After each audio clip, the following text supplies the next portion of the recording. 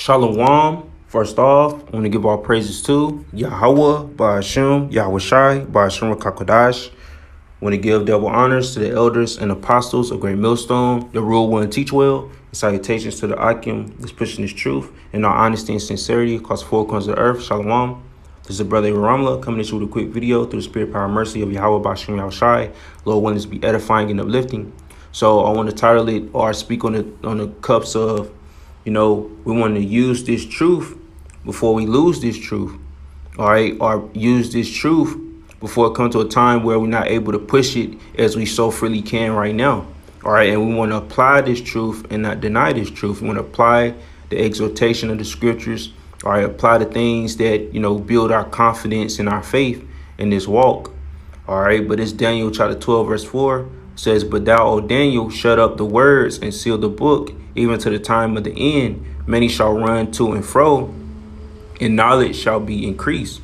All right, so in a time where knowledge is increasing, you can get this truth on a high level. All right, you can watch video breakdowns of brothers going into these scriptures. All right, so really it's no excuse.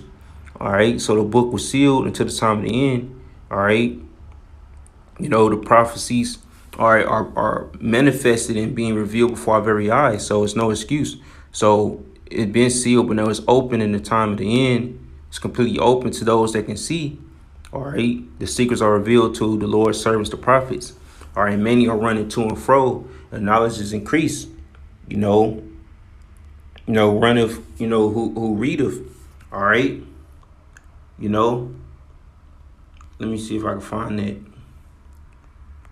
All right. Let me see.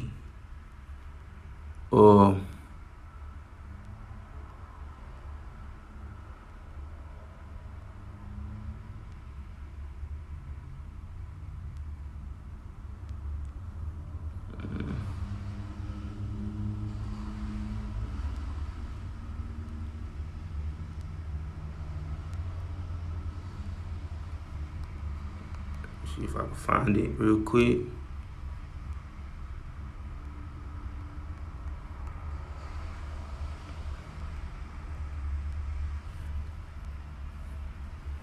I might not be able to find it, but I can know what I'm trying to bring out. All right. So you hear this truth, you're gonna make haste, all right, for the day of the Lord. All right. So the book is unsealed right now. All right, and many is running to and fro. All right. Many shall run to and fro, and knowledge shall be increased. So that's what happened through this awakening period that we were in, or in the cusp of. All right, because we still got the mixed multitude that's going to wake up to this truth. All right. Let me go ahead and get Luke.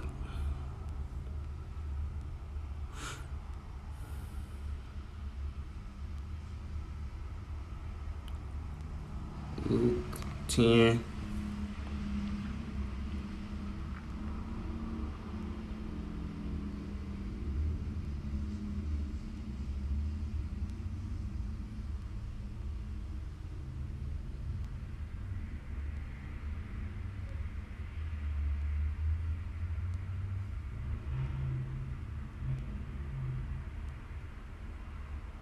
All right, it's Luke chapter 10, verse 24. It says, "For I tell you,"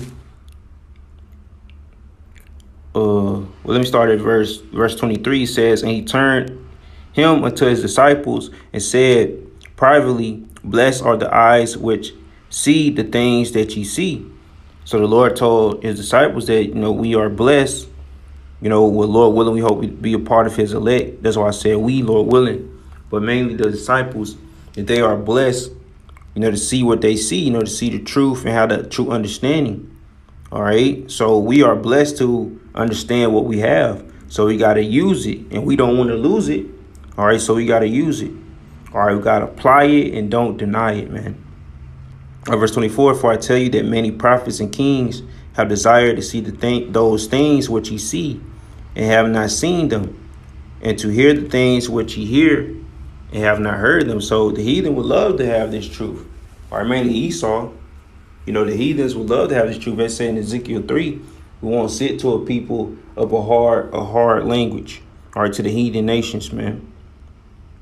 All right. You know, and like the brother should come bring up the account of Balak and Balaam. I basically had an Ammonite king. You know, all right.